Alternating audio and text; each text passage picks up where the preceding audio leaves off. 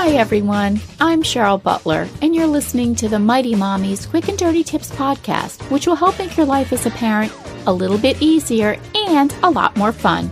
Welcome. This is episode number 311, titled 6 Tips to Help Your Teen Study for Midterms. It's that time of year in our household, so today we'll chat some smart strategies that will help your teen get good and ready. If you have a high schooler in your life, he or she is likely preparing for one of the most challenging times of the academic year, midterm exams. Some students breeze right through this nerve-wracking period, but the majority of teens get a little, or a lot, stressed out trying to manage studying for multiple exams all at once. Mighty Mommy has 3 kids taking midterms this January and has been through this exam cycle many times before. So today, I've got 6 helpful tips to help you and your teenager gear up for midterms with minimal stress. Tip number 1. Help your teen get organized.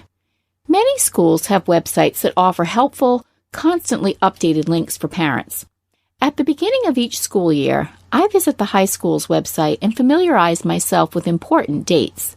One of the keys to reduce stress and more efficient study habits is to help your child get organized before a big exam or project. If your child didn't do this at the beginning of the year, or started off strong but is now a bit scattered and disorganized, help him or her get back on track. Sit down together and arrange their school binder by content. For example, put all their quizzes under one tab, notes under another, handouts under another, and so on. Come up with the groupings that work best for your teen so they will easily be able to grab whatever is needed for studying. Also, does your child have a designated quiet place for studying? The kitchen island might be a bit too distracting, so suggest another spot in the house where there won't be temptations of TV, the internet, or even texting. Tip number 2. Don't procrastinate. Often teens wait until the last minute to cram for their exams, and while this might be a strategy that works for a select few, overall it's not the most effective tactic for earning good grades. Just to give you an example, among my 8 kids, 2 are straight A students, and they learn relatively easily. 3 earn solid Bs, but not without trying really hard.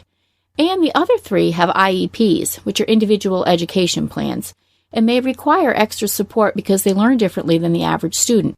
So basically, 6 of my 8 kids have to study really hard to earn their good grades.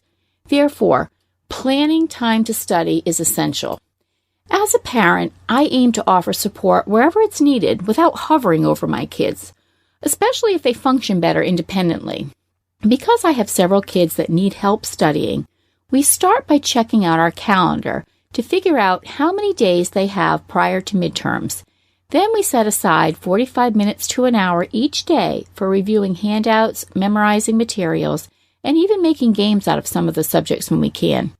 The key really is to block off a little time each night the week leading up to the tests rather than trying to pull an all-nighter and cram everything in one shot the night before.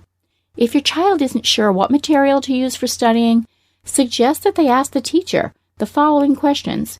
Hey, can we have a review sheet with a brief overview of the materials that will be covered on the test? Or will we do an in-class test review to help students prepare?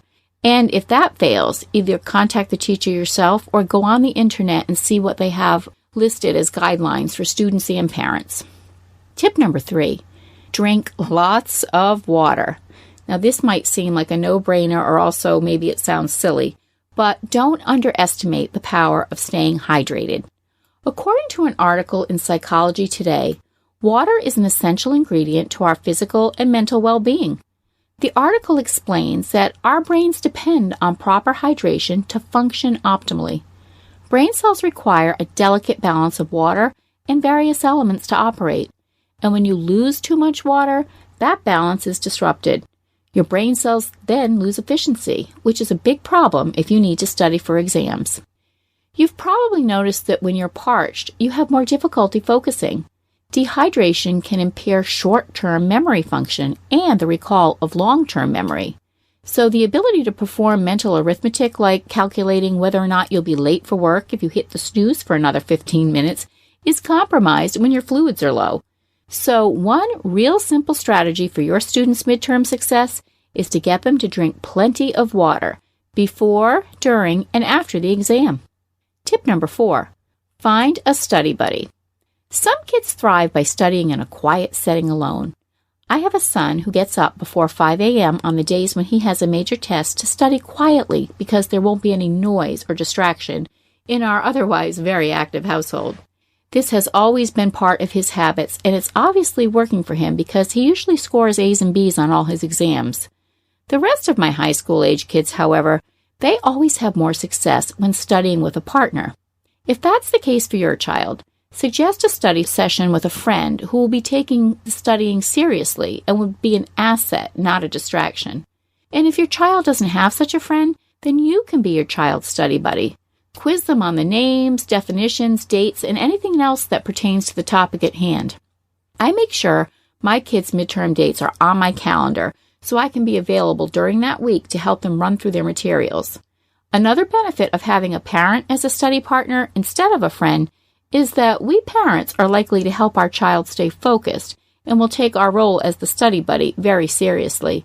And you know what else? I kind of like it. I find out interesting things about what they're learning about that I otherwise wouldn't know. Tip number 5, keep your schedule light.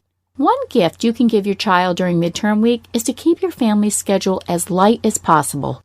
Today's tweens and teens are already dealing with a very full plate. Between studies, sports, extracurricular activities, and part-time jobs, there's little any time left for laying low and just chilling out. As I suggested in tip number 1, make a point of learning early on in the school year when midterms are going to be held. Once you have the dates down, take a look at your family's calendar and be conscious of not overscheduling your family with outside activities during that time. The week of exams, prepare home-cooked meals ahead of time. Lighten up your child's chores. Stock the pantry with healthy comfort snacks.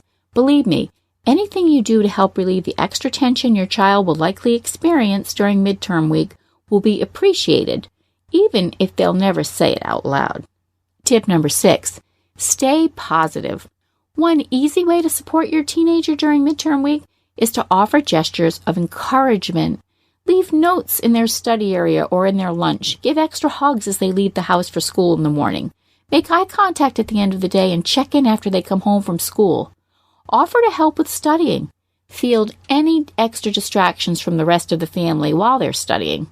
Basically, keep the home fire burning with a positive vibe throughout midterm week. So how do you manage the hectic week of midterms in your family? Share your thoughts in the comments section at quickanddirtytips.com/mighty-mommy. Or you can post your ideas on the Mighty Mommy Facebook page or email me at mommy@quickanddirtytips.com. Be sure to sign up for the upcoming Mighty Mommy newsletter, which will be chock full of practical advice to make your parenting life easier and more enjoyable. Thanks for listening, and until next time, happy parenting!